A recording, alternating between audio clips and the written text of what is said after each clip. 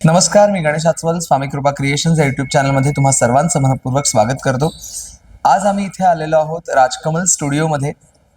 Third I Asian film festival लवकरच सुरू होणार आहे. त्याची प्रेस कॉन्फरन्स आत्ताच पार पडली आणि अतिशय आनंदाची आणि अभिमानाची गोष्ट ही की त्यामध्ये उत्तर या क्षितिज पटवर्धन लिखित दिग्दर्शित चित्रपटाचं स्क्रीनिंग होणार आहे. त्यासाठी निवड झालेली आहे त्या चित्रपटाची. क्षितिज, अभिनंदन. Thank you so much. हो, आणि पुन्हा पुन्हा बोलण्याचा योग येतो. खूप छान वाटतंय. अभिनंदन. मुळात तू आज राजकमल स्टुडिओ तिथे आलास, आमच्याशी संवाद साधलास.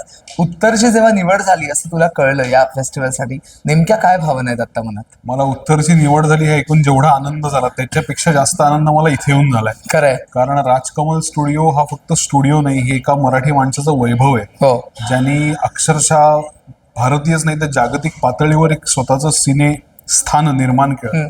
आणि ह्या निमित्ताने मला इथे येता आलं, शांताराम बापूंचं सगळं बघता आलं. माझ्यासाठी खूपच, मी ऍक्च्युअली आता इमोशनली खूप ओव्हरवेल्म्ड आहे. खरंय. कारण ह्या पॅसेज मध्ये येताना त्यांचे जे पुरस्कार आणि अचिव्हमेंट्स मी पाहिलं ते अक्षरशः थक्क करणार आहे. हो, त्यामुळे कमाल आहे. आणि ह्या वास्तूमध्ये अनाउन्समेंट झाली आहे, सिलेक्शन आता होणार आहे आणि फेस्टिवल आता होणार आहे. त्यामुळे खूप उत्सुक आहे खरंय कसं होत आहे. आणि मुळात बघ ना की आता उत्तरनी दुसऱ्या आठवड्यात एंट्री केलेली आहे आणि त्या संदर्भात विविध ठिकाणी तू बोलतोयस की हल्ली एक उगाच गैरसमज आहे लोकांचा की मराठी चित्रपट चालत नाहीत किंवा प्रेक्षक जात नाहीत, पण उत्तरनी चोख उत्तर दिले त्याविषयी. नाही, एक असं आहे की आता परवाचा जो रविवार झाला त्या रविवारी आपले 40 पेक्षा जास्त शो हाऊसफुल होते. सोमवारी सुद्धा आपले 10 पेक्षा जास्त शो हाऊसफुल होते. आणि एक एक धागा जोडत, एक एक प्रेक्षक विणत आम्ही ही वाटचाल करतोय. समोर एक मोठा हिंदी आणि मोठा इंग्लिश सिनेमा आहे आणि ते असणारच आहेत, कायमच ते असणार आहे.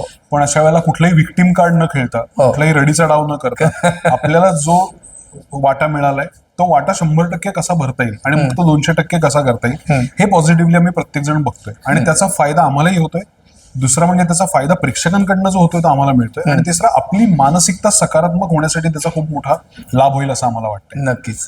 मुळात आता हा जो फेस्टिवल होणार आहे त्यामध्ये बघ की आता आपण जी चित्रपटाची यादी वाचली त्यामध्ये अनेक दिग्दर्शकांचे पहिले प्रोजेक्ट यामध्ये सिलेक्ट झालेत आणि 2025 हे वर्ष नवीन दिग्दर्शकांचं वर्ष असं म्हटलं जाते. त्याविषयी नाही, हा डेब्युटंट डिरेक्टर्सचं वर्ष आहे. कारण ह्याच्यामध्ये 8 नवीन मराठी सिनेमा पहिल्यांदा दिग्दर्शन करणाऱ्या लोकांनी केलेत आणि त्या सगळ्या सिनेमांनी त्यांच्या लेवलला चांगलं स्कोर केलंय. म्हणजे स्थळची निवड कुठेतरी झाली, साबरबुंडची निवड, साबरबुंड तर संडासला जिंकलेली फिल्म आहे.